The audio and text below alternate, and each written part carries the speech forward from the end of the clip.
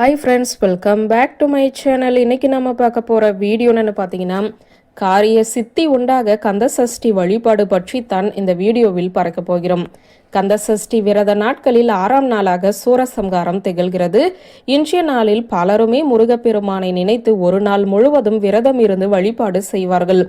இன்னும் சிலரோ அருகில் இருக்கக்கூடிய முருகப்பெருமான் ஆலயத்திற்கு சென்று அங்கு நடக்கக்கூடிய சூரசம்ஹார விழாவில் கலந்து கொண்டு முருகப்பெருமானின் அருளை பெறுவார்கள்.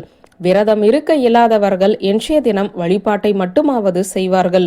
விரதம் இருப்பவர்களாக இருந்தாலும் சரி, கோவிலுக்கு செல்பவர்களாக இருந்தாலும் சரி, வழிபாட்டை மட்டும் செய்பவர்களாக இருந்தாலும் சரி, இந்த ஒரு சூட்சமமான வழிபாட்டை செய்வதன் மூலம் சகல காரிய சித்தியும் உண்டாகும். அதைத்தான் இந்த வீடியோவில் பார்க்க போகிறோம். சூரசம்ஹாரனை வதம் செய்வதற்காக அவதரித்த தெய்வமாகத்தான் முருகப்பெருமான் இருக்கிறார். இவர் சிவபெருமானின் நெற்றி கண்ணிலிருந்து தோன்றியவர் என்று நம் அனைவருக்குமே தெரியும்.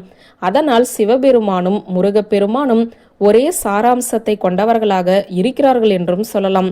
முருகப்பெருமானை வழிபாடு செய்வதன் மூலம் சிவபெருமானின் அருளையும் பெற முடியும் என்று சொல்லப்படுகிறது. அப்படிப்பட்ட முருகப்பெருமானுக்கு உரிய சூரசம்ஹாரம் சிவபெருமானுக்கு உரிய திங்கட்கிழமை அன்று வருவது கூடுதல் சிறப்பை தரும். இன்றைய தினம் செய்ய வேண்டிய ஒரு எளிமையான சூட்சம வழிபாட்டை தான் பார்க்க போகிறோம். நமக்கு இருக்கக்கூடிய தடைகள் முற்றிலும் நீங்கி நாம் தொட்ட காரியங்கள் அனைத்திலுமே நமக்கு வெற்றிகள் கிடைக்க வேண்டும் என்று நினைப்பவர்கள் கந்தசஷ்டி விரதத்தின் 6ஆம் நாளான சூரசம்ஹார நாளன்று, அதாவது இன்று திங்கட்கிழமை, அருகில் இருக்கக்கூடிய சிவாலயத்திற்கு சென்று சிவ தரிசனம் செய்ய வேண்டும். அப்படி செல்லும் போது சிவபெருமானுக்கு வில்வ இலைகளை அர்ச்சனைக்காக சமர்ப்பணம் செய்ய வேண்டும்.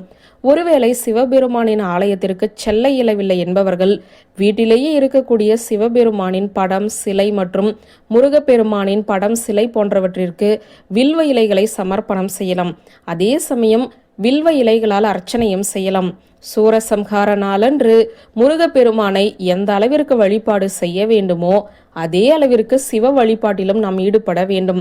இப்படி நாம் செய்வதன் மூலம் தந்தை மற்றும் மகனின் பரிபூரணமான அருளை பெறுவதோடு சகல காரிய சித்தியையும் பெற முடியும்.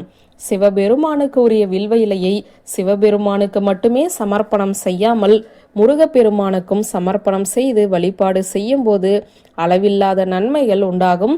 விடாமுயற்சியுடன் செய்யக்கூடிய எந்த ஒரு காரியமாக இருந்தாலும் அதில் வெற்றியே உண்டாகும்.